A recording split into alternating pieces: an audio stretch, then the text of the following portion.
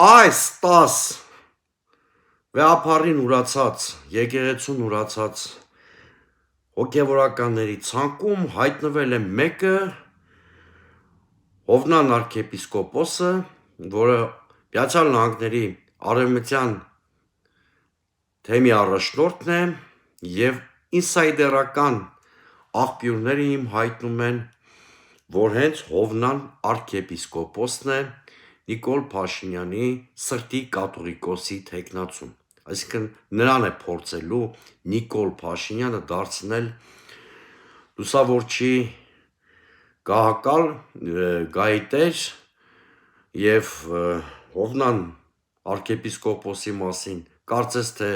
արատավորող տեղեկություններ չկան, հիմա արդյոք սրանով են Հովնան սրբազանին գայթակղել, որ նա մնա խռովարարների հայտարարություններին, թե ոչ, ես չեմ կարող պնդել, համենայն դեպս ինսայդերական նման տեղեկատվություն ունեմ։